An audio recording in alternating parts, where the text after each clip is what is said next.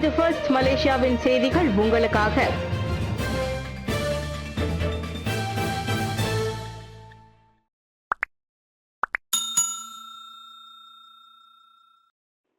Singapore ஆங்கில ஆசிரியர்கள் தன்னார்வ திட்டத்திற்காக தெரிவிக்கப்படுகிறார்கள். பள்ளிகளில் பணி அமர்த்த அல்ல, பிரதமர் விளக்கம். மலேசிய பள்ளிகளில் பணி அமர்த்த சிங்கப்பூரிலிருந்து ஆங்கில ஆசிரியர்களை அரசாங்கம் தெரிவிக்காது என பிரதமர் டத்துஸ்ரீ அன்வார் இப்ராஹிம் தெளிவுபடுத்தியுள்ளார். மாறாக பரிந்துரைக்கப்பட்ட தன்னார்வ திட்டம் சிங்கப்பூர் அரசாங்கத்தின் முழு நிதியுதவி திட்டமாக இருக்கும் என அவர் விளக்கினார். அது பின்தங்கிய மலேசியர்கள் ஆங்கில மொழியில் தேர்ச்சி பெறுவதற்கு உதவுவதை நோக்கமாக கொண்ட திட்டம் என்பதையும் பிரதமர் சுட்டிக்காட்டியுள்ளார். மலாய் மொழி நாட்டின் அதிகாரப்பூர்வ மொழி. அதே சமயம் ஆங்கில மொழியில் தேர்ச்சி அல்லது புலமை பெற்றிருப்பது அவசியமாகும். எனவே சிங்கப்பூரில் இருந்து உதவ ஏதாவது திட்டம் உள்ளதா என சிங்கப்பூர் பிரதமர் உடனான சந்திப்பின் போது தாம் கேட்டதாக பிரதமர் சொன்னார். அதனால் சிங்கப்பூரிலிருந்து ஆங்கில ஆசிரியர்கள் நாட்டில் பணி அமர்த்தப்படவில்லை. அவர்கள் தன்னார்வ திட்டத்தின் கீழ் உதவ வருகின்றனர். எனினும் அதனை முழுமையாக புரிந்து கொள்ளலாம். சமூக ஊடகங்களில் எதிர்மறையாக கருத்துக்களை வெளியிட்டு வரும் சில தரப்பினரை பிரதமர் சாடினார். அதோடு அண்டை நாடுகளுடன் இருவழி உறவை வலுப்படுத்திக் கொள்ளும் ஒரு வழிமுறையாகவும் அது கருதப்படுகிறது. பள்ளி பேருந்து கட்டணத்தை உயர்த்தினால் உரிமம் பறிபோகும். பிரதமர் கடும் எச்சரிக்கை. இலக்கு வைக்கப்பட்ட டீசல் மானிய முறையில் கீழ் பட்டியலிடப்பட்ட பள்ளி பேருந்து நடத்துனர்கள் பேருந்து கட்டணத்தை உயர்த்தினால் நிச்சயம் நடவடிக்கை பாயும் என பிரதமர் கடும் எச்சரிக்கை விடுத்துள்ளார். டீசல் உதவித்தொகை கிடைத்தும் கட்டணத்தை உயர்த்தினால் உரிமம் ரத்தாகும் என பொது போக்குவரத்து நடத்துனர்களை பிரதமர் டத்துஸ்ரீ அன்வார் இப்ராஹிம் பகிரங்கமாக எச்சரித்தார். அரசாங்கம் ஒருபோதும் ஏழைகளிடம் சுரண்டாது என உத்தரவாதம் அளித்த பிரதமர், இலக்கு வைக்கப்பட்ட மானியங்களில் இருந்து கிடைக்கும் சேமிப்பு 10 பில்லியன் ரிங்கிட் நிதியை உட்படுத்திய எஸ்டிஆர் எனப்படும் ரெஹ்மா ரொக்க உதவி மூலம் மக்களுக்கே அது திரும்ப போய் சேருவதை உறுதி செய்ய முடியும் என்றார். இலக்கு வைக்கப்பட்ட டீசல் மானியத்தின்படி திங்கட்கிழமை முதல் டீசல் விலை 50 விழுக்காட்டிற்கும் மேல் உயர்வு கண்டிருப்பதால் பள்ளி பேருந்து கட்டணங்களும் உயர்வு காணும் சாத்தியம் குறித்து கேட்டபோது டத்துஸ்ரீ அன்வார் இவ்வாறு கூறினார். இலக்கு வைக்கப்பட்ட டீசல் மானியம் தீபகற்ப மலேசியாவில் அமலுக்கு வந்திருப்பதை ஒரு காரணமாக வைத்து விலையேற்றத்தில் ஈடுபட வேண்டாம் என விரைவு பேருந்து நடத்துனர்களும் பள்ளி பேருந்து நிறுவனங்களும் அறிவுறுத்துவதாக போக்குவரத்து அமைச்சர் அந்தோனி லோக்கும் முன்னதாக நினைவூட்டல் விடுத்திருந்தார். கிளானில் குடிநுழைவுத்துறை அதிரடி சோதனை. ஒழுங்கீன செயல்களில் ஈடுபட்ட 25 வெளிநாட்டு பெண்கள் கைது. ஸ்லாங்கூர், கிளான், லெபு கெப்போங் செயல்பட்டு வரும் 2 கேளிக்கை மையங்களில் நேற்றிரவு மாநில குடிநுழைவுத்துறை அதிகாரிகள் மேற்கொண்ட அதிரடி சோதனை நடவடிக்கையில் ஒழுங்கீன சேவைகளை வழங்கி வந்ததாக நம்பப்படும் 25 வெளிநாட்டு பெண்கள் கைது செய்யப்பட்டனர். அவர்கள் 13 பேர் வியட்நாமையும் எஞ்சிய 12 பேர் தாய்லாந்தையும் சேர்ந்தவர்கள் ஆவர். கடந்த 2 வாரங்களாக மேற்கொள்ளப்பட்ட விசாரணை மற்றும் உளவு நடவடிக்கைகளின் வாயிலாக அந்த 2 கேளிக்கை மையங்களிலும் அதிரடி சோதனை மேற்கொள்ளப்பட்டதாக குடிநுழைவுத்துறை இயக்குனர் கைருல் அமினோஸ் கமுடின் தெரிவித்தார். அந்த கேளிக்கை மையங்களில் வேலை நேரத்திற்கு பின்னர் சேவை வழங்க 500 ரிங்கிட் வரையில் கூடுதல் கட்டணம் விதிக்கப்பட்டு வந்ததும் விசாரணையில் தெரிய வந்துள்ளதாக கைருல் சொன்னார். முறையான அனுமதியோடு செயல்பட்டு வரும் அந்த கேளிக்கை கையங்களில் இதற்கு முன் 2022ஆம் ஆண்டு குடிநுழைவுத்துறை சோதனை மேற்கொண்டுள்ளது. இம்முறை கைது செய்யப்பட்ட 24 வயதிற்கும் 40 வயதிற்கும் இடைப்பட்ட பெண்கள் அனைவரும் முறையான பயண அனுமதியை வைத்திருக்கும் வேளை அவர்களில் ஒருவர் மட்டும் வீட்டு பணிப்பெண்ணாக வேலை செய்யும் அனுமதியை வைத்துள்ளார். விசாரணைக்காக அவர்கள் அனைவரும் 14 நாட்கள் தடுத்து வைக்கப்பட்டுள்ளனர். 1MDB நிதி மோசடி 721.4 மில்லியன் ரிங்கிட்டை மீட்டு மலேசியாவிடம் ஒப்படைத்த அமெரிக்கா. 1MDB ஊழல் தொடர்பில் புதிதாக 721.4 மில்லியன் ரிங்கிட் பணம் மலேசியாவிடம் திரும்ப ஒப்படைக்கப்பட்டதை கோலாலம்பூரில் உள்ள அமெரிக்க தூதரகம் உறுதிப்படுத்தியுள்ளது. இப்படி மலேசியாவிடம் பணம் திருப்பி தரப்படுவது இது 4வது தடவை. இதுவரை மொத்தமாக 6.6 பில்லியன் ரிங்கிட் நிதி மீட்கப்பட்டு மலேசிய அரசாங்கத்திடம் ஒப்படைக்கப்பட்டுள்ளது.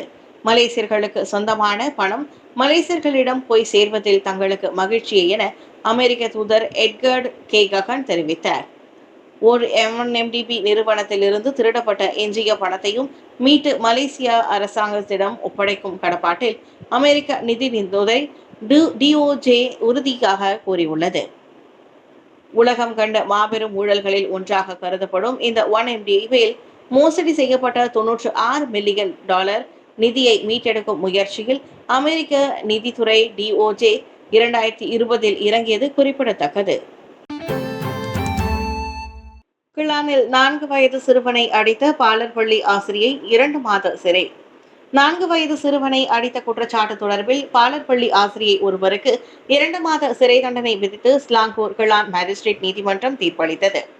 25 வயது மாலினி எனும் அந்த ஆசிரியர் தமக்கு எதிரான குற்றச்சாட்டை ஒப்புக்கொண்டதை அடுத்து அவருக்கு அந்த தண்டனை விதிக்கப்பட்டது.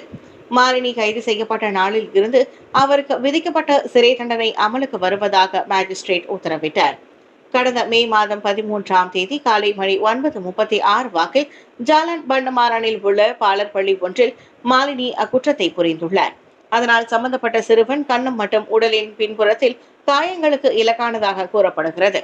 இதுவரையில் தமக்கு விதிக்கப்பட்ட தண்டனையை எதிர்த்து மாலினி மேல்முறையீடு செய்துள்ளார். அதனால் மாலினிக்கு விதிக்கப்பட்ட சிறை தண்டனை ஒத்திவைக்கப்பட்டுள்ள வேளை அவரை 5000 ரிங்கிட் உத்தரவாத தொகையிலும் தனிநபர் உத்தரவாதத்தின் பேரிலும் விடுவிக்க நீதிமன்றம் அனுமதி வழங்கியது. முன்னதாக கால் சட்டையிலேயே மலம் கழித்ததால் பாலப்பள்ளி ஆசிரியர் ஒருவரால் அடிக்கப்பட்ட 4 வயது சிறுவன் காயத்திற்கு இலக்கானதாக போலீஸ் புகார் செய்யப்பட்டது. நீலாயில் ஆர்&ஆர் கழிவறையில் இறந்து கிடந்த போலீஸ்காரர் குற்ற அம்சங்கள் எதுவும் இல்லை. நெகிரி செம்பிலான் நீலாய் ஆர்&ஆர் கழிவறையில் நேற்று மாலை போலீஸ்காரர் ஒருவர் இறந்து கிடக்க கண்டெடுக்கப்பட்டார். அவரின் உடல் அங்கிருப்பதை கண்டு பொதுமக்கள் தகவல் கொடுத்ததாக நீலாய் போலீஸ் தலைவர் கூறியது. 25 வயது அவ்விளைந்து குலாலம்பூரில் உள்ள போலீஸ் நிலையம் ஒன்றில் பணிபுரிபவர் என்பது தொடக்க கட்ட விசாரணையில் தெரிய வந்துள்ளது. நெகிரி செம்பிலான் குற்றப்புலனாய்வுத்துறை சம்பவ இடத்தில் மேற்கொண்ட சோதனையில் இறந்தவரின் உடலில் காயங்கள் எதுவும் இல்லை. இதையடுத்து திடீர் மரணமாக அச்சம்பவம் வகைப்படுத்தப்பட்டு சவ பரிசோதனைக்காக சடலம் சிரம்பான் துவங்கு ஜாஃபர் மருத்துவமனைக்கு கொண்டு செல்லப்பட்டது. சம்பவத்தை நேரில் பார்த்த சாட்சிகள் போலீஸை தொடர்பு கொண்டு உதவுமாறு கேட்டுக் கொள்ளப்படுகின்றனர். கிளினிக் பணியாளர் மானபங்கம், தனியார் மருத்துவர் விசாரணைக்காக தடுத்து வைப்பு. மலாக்கா மெர்லிமாவில் தனியார் கிளினிக்கில் பணிபுரியும் பெண்ணிடம் பாலியல் ரீதியாக தகாத முறையில் நடந்து கொண்ட சந்தேகத்தின் பேரில் டாக்டர் மருத்துவர் ஒருவர் கைதாகியுள்ளார். 29 வயதுடைய அவ்வாடவர் இன்று அதிகாலை கைதானதை ஜாசின் மாவட்ட போலீஸ் அதிகாரி உறுதிப்படுத்தினார். கிளினிக்கில் வைத்து அம்மருத்துவர் தன்னை மானபங்கப்படுத்தியதாக அதிகாலை 2:24 மணிக்கு 19 வயது பெண் மெர்லிமா போலீஸ் நிலையத்தில் புகார் செய்தார். கடந்த ஆண்டு செப்டம்பர் மாதம் முதல் அந்த கிளினிக்கில் வேலை செய்து வரும் அம்மருத்துவர் புகார்தாரரான பெண்ணிடம் பேசிக் கொண்டிருந்த போது தனது ஆபாச சேட்டைகளை சுட்டிக்காட்டியிருக்கிறார். அப்போது அங்கு இன்னொரு பெண் பணியாளர் இருந்ததாகவும் ஆனால் நடந்தவற்றை அவர் கவனிக்கவில்லை என்றும் விசாரணையில் தெரிய வந்துள்ளது. தமக்கு எதிராக போலீஸ் புகார் செய்யப்பட்டதை தெரிந்து கொண்ட அந்நபர் அந்த விடியற்காலையே சரணடைய சென்ற போது போலீஸ் அவரை கைது செய்தது. இதை அடுத்து 3 நாட்கள் அவர் தடுத்து வைக்க விசாரிக்க நீதிமன்றம் ஆணை பெறுகிறது. 124 PPR வாடகை பிரச்சினைக்கு தீர்வு காண வந்த அதிகாரிகளிடம் வாக்குவாதம். பெண் கத்தி கூச்சலிடும் காணொலி வைரல். PPR மக்கள் வீடமைப்பு பகுதியில் வசிப்பவர் என நம்பப்படும் பெண் ஒருவர் நிலுவையில் இருக்கும் தனது வீட்டு வாடகை பிரச்சினைக்கு தீர்வு காண வந்த அதிகாரிகளிடம் கத்தி வாக்குவாதத்தில் ஈடுபடும் காணொலி ஒன்று வைரலாகியதை அடுத்து அதில் இடம்பெற்றுள்ள பெண் இணையவாசிகளின் கடும் விமர்சனங்களுக்கு இலக்காகியுள்ளார். கடந்த புதன்கிழமை லோக்கல் கெட் எனும் சமூக ஊடக கணக்கில் அந்த காணொலி பதிவேற்றம் செய்யப்பட்டுள்ளது. அந்த காணொலியில் தனது வீட்டிற்கு வரும் அதிகாரிகளிடம் பெண் ஒருவர் கத்தி கூச்சலிடுகிறார். வெளிநாட்டவர்கள் அனுமதியின்றி வியாபாரம் செய்ய அனுமதிக்கப்படும் நிலையில் தனக்கு ஏன் இது உதவும் என வழங்கப்படவில்லை என பெண் புலம்புகிறார்.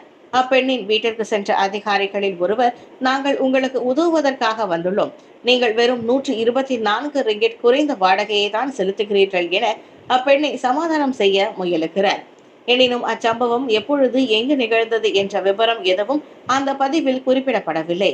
இவ்வேளையில் அந்த காணொலியின் கீழ் இணைய பயனர்கள் பலர் கடும் கண்டனத்தையும் எதிர்மறையான விமர்சனங்களையும் தொடர்ந்து பதிவிட்டு வருகின்றனர்.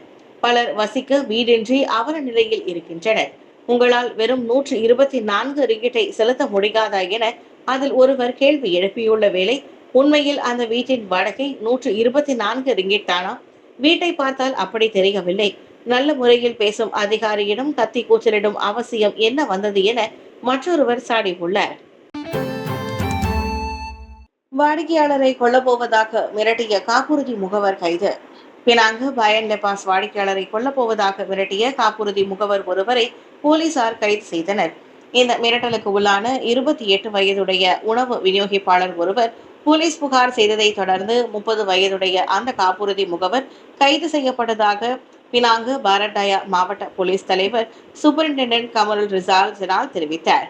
காப்புறுதி பணத்தை தொடர்ந்து செலுத்த முடியவில்லை என்பதால் அத்திட்டத்தை தொடரும் ஆர்வம் இல்லை என்பதோடு பாலிசியை ரத்து செய்ய போவதாக காப்புறுதி முகவரிடம் அந்த உணவு விநியோகிப்பாளர் கூறியுள்ளார். இதனைத் தொடர்ந்து பாலிசியை ரத்து செய்தாலோ அல்லது அந்த நோக்கத்திற்காக காப்புறுதி அலுவலகத்திற்கு வந்தாலோ கொல்லப்போவதாக பாலிசிதாரரை அந்த காப்புறுதி முகவர் மிரட்டியுள்ளார். இதனைத் தொடர்ந்து அவருக்கு எதிராக பாதிக்கப்பட்ட நபர் புகார் செய்ததால் தண்டனை சட்டத்தின் 507வது பிரிவின் கீழ் அந்த காப்புறுதி முகவர் விசாரணைக்காக தடுத்து வைக்கப்பட்டுள்ளார் என கமருல் ரிசால் தெரிவித்தார். பகுதி நேர வேலை மோசடி ஜொஹூர் பாருவில் 7 லட்சம் ரிங்கிட் பறிகொடுத்த வியாபாரி. ஜொஹூர் பாருவில் ஆன்லைன் பகுதி நேர வேலை மோசடியை நம்பி வியாபாரி ஒருவர் 7,33,597 ரிங்கிட்டை பறிகொடுத்துள்ளார். அச்சம்பவம் தொடர்பில் நேற்று சம்பந்தப்பட்ட 57 வயது நபரிடம் இருந்து புகார் பெறப்பட்டதை ஜொஹூர் போலீஸ் தலைவர் எம் குமார் உறுதிப்படுத்தினர். ஆன்லைன் பகுதி நேர வேலை தொடர்பில் முதலில் மெசஞ்சர் பின்னர் வாட்ஸ்அப்பில் வாயிலாக தொடர்பு கொண்ட நபரிடம் அவ்வாடவர் தனது பணத்தை ஏமாந்ததாக கூறப்படுகிறது. அந்த பகுதி நேர வேலைக்கு உத்தரவாதம் அளிக்கப்பட்ட கூடுதல் லாபத்தால் கவரப்பட்ட வியாபாரி முதலில் 2,67,000 ரிங்கிட்டை அந்நபர் வழங்கிய வங்கி கணக்கில் செலுத்தியுள்ளார். அதற்கு 70,000 ரிங்கிட் லாபம் கிடைத்தது. அந்நபர் வழங்கிய இணைய அகப்பக்கத்தில் காட்டியதை தொடர்ந்து அந்த தொகையை மீட்க கூடுதலாக 7,33,597 ரிங்கிட் வரை செலுத்துமாறு அந்நபர் பணித்துள்ளார். அந்த தொகையை செலுத்திய பின்னர் தாம் ஏமாற்றப்பட்டதை உணர்ந்து கொண்ட வியாபாரி போலீசில் புகார் செய்ததாக குமார் சொன்னார். குற்றவியல் சட்டத்தின் 370வது பிரிவின் கீழ் அந்த மோசடி சம்பவம் விசாரிக்கப்படுகிறது.